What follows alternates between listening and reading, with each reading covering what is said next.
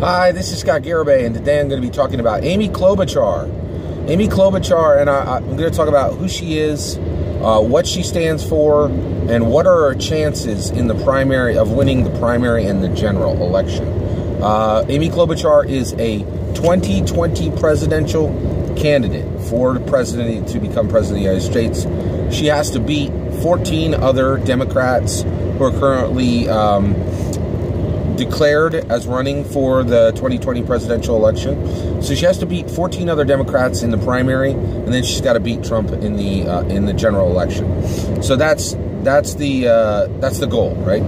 So who is Amy Klobuchar? So Amy Klobuchar is a senator from Minnesota. Okay, what are the things that she stands for? She has three prominent positions that she's brought forward that are distinct, right? Now, she is a pretty dyed-in-the-wool Democrat, so she's going to go, you know, all the general, she's going to stand for the same stuff that most Democrats are going to stand for. So these are three distinctors. These are three of the things that are most surprising about what she said and have the most weight, right? One of them is she stands for auto-registering all voters, right? So she stands for automatically registering Americans as voters. Okay, and you know what? I'm gonna talk about these individually as far as how strong they are as for stances. So one, I think this is a terrible speaking point, and the reason why is it will get you candidates who don't care, right? Like the people who care about automatically registering to vote don't really care about politics, right? Like if you don't have the wherewithal to go register, which takes very little. Well, it actually does take effort, but if you don't have the time, if you're not engaged enough in politics to even register to vote, right? Like, so basically, I think this is a bad speaking point because it's not really gonna, she needs to beat out all the other candidates, right? So she needs talking points that a lot of people can gather around and that are really helpful. And I think auto registration of American voters is a terrible idea. I think it's good that we say, hey, voting is important. Go to your local offices and register as a Democrat, a Republican, or an independent. We know who you are. You know who we are. You can ask any questions you have, and when you show up on the day of the election, there's not going to be a lot of questions, right? I'm fully for registering voters. It seems like really super obvious, and so I think, but from a tactical perspective, again, anybody who would really care about this, auto registering voters, they literally don't have the wherewithal to go get registered, right? You're not talking to people who are highly engaged in politics there, right? She wants to get money out of politics. She's very concerned about this. She wants to get more money out of politics and lower the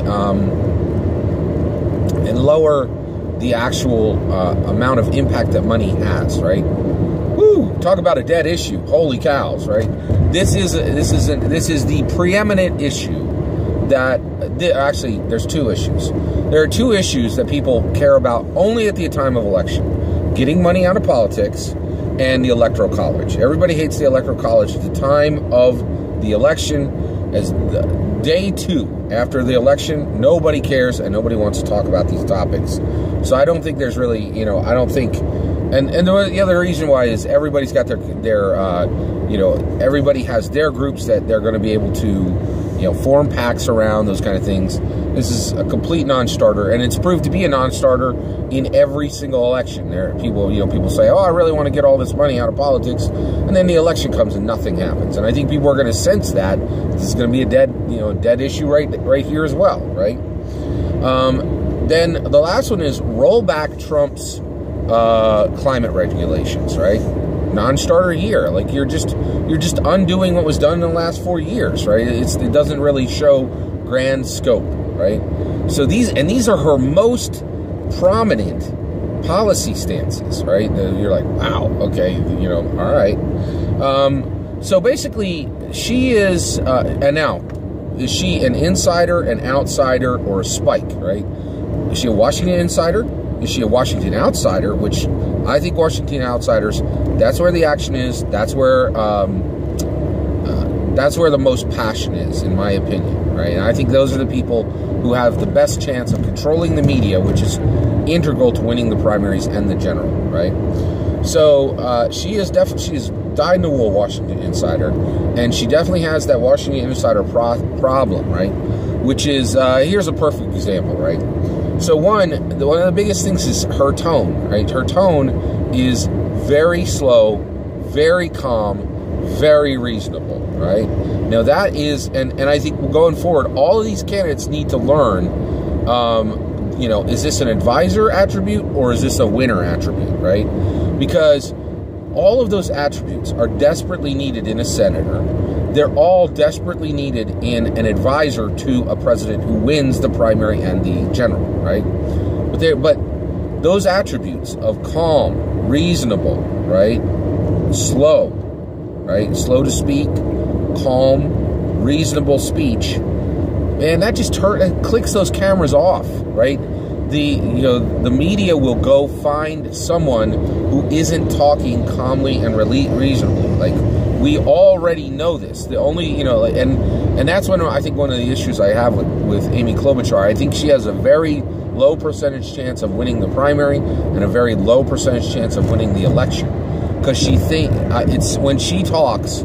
So one, she has that classic Washington. This is the biggest problem Washington insiders have. They are used to everyone listening to them. When they walk into a room, their aides listen to them. When they walk into a room, reporters that are gathered there listen to them. When they walk into a room at some kind of like a charity event, all the onlookers, all the the lobbyists, they're all there to listen to them, right? And so they get into this incredibly strong, right, habit of taking their time to make their point, and thinking that people will listen to them because they are a politician. But I think Trump absolutely changed this. And if you're a politician, that is a problem you need to overcome.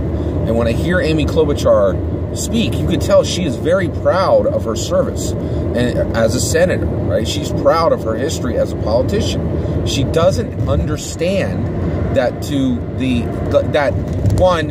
her point, 25% of Americans, without a doubt, will absolutely give her the same deference that her aide, lobbyists, charity goers, reporters, they'll give her the same deference, right?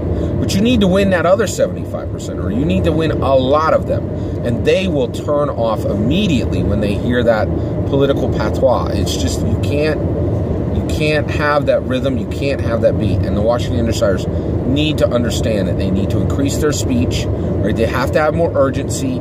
They have to bring it. Every time that camera's on them, they have to AOC it, right? AOC, man, when they put a camera on her, she is all fire, right? Like, and that's why they won't turn the cameras off of her. Like, she is like, boom, I'm here, man. There's lightning bolts coming out of my eyes. Let's talk, right? And AOC gets it, right?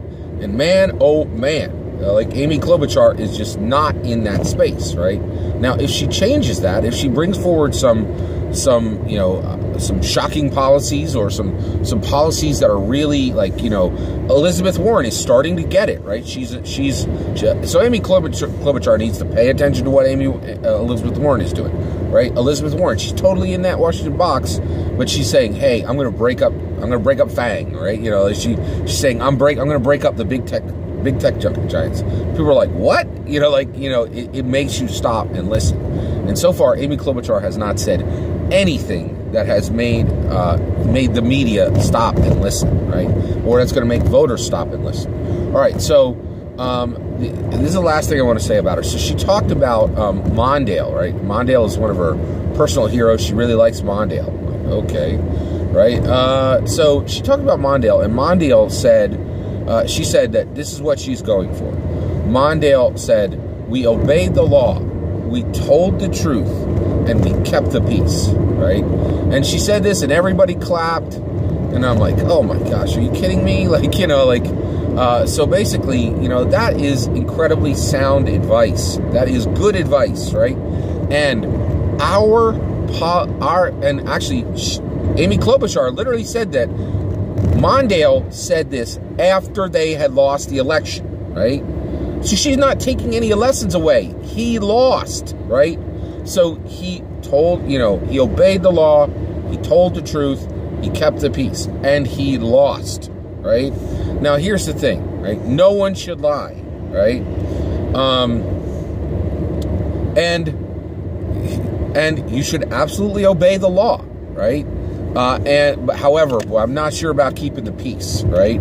Especially when it comes to an election. You have got to be daggers out now.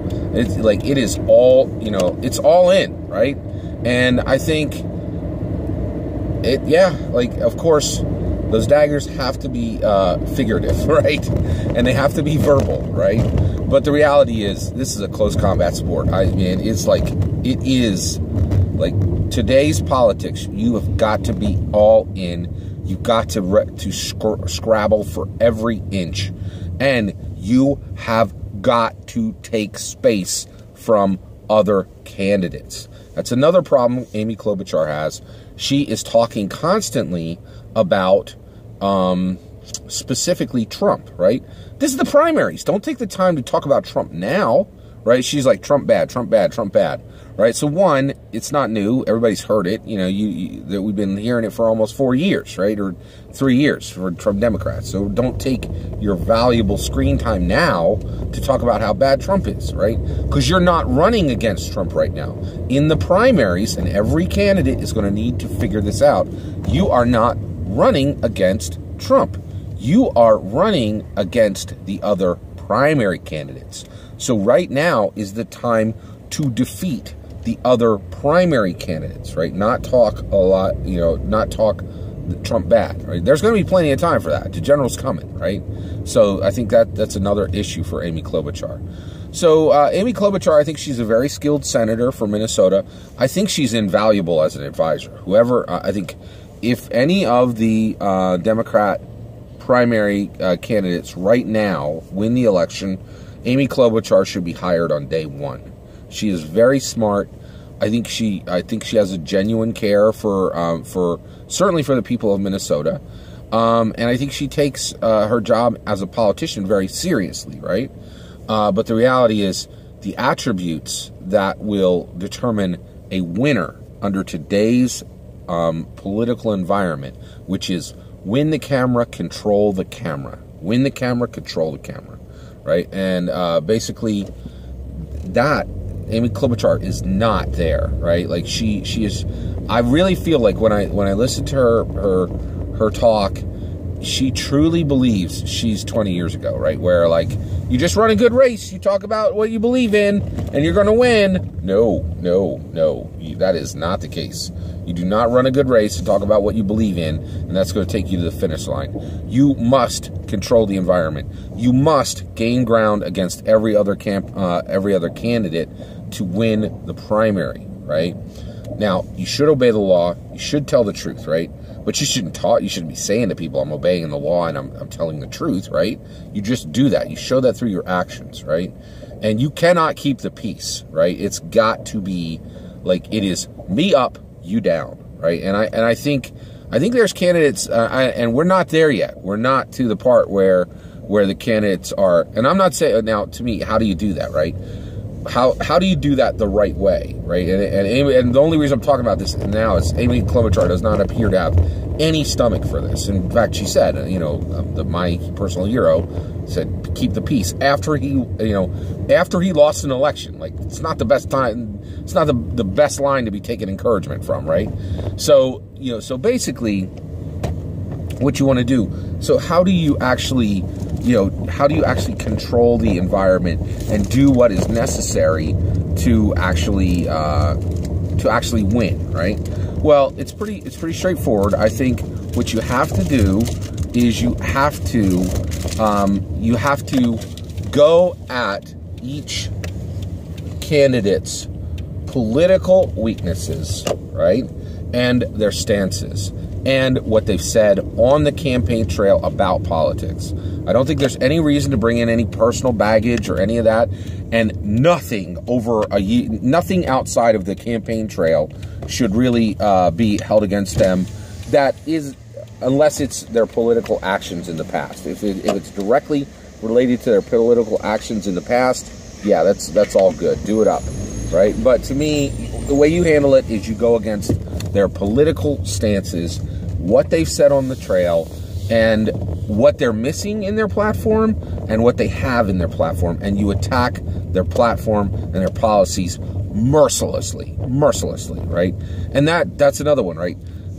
Amy Klobuchar, I just don't have that merciless, mercilessness is not attached to her yet, right?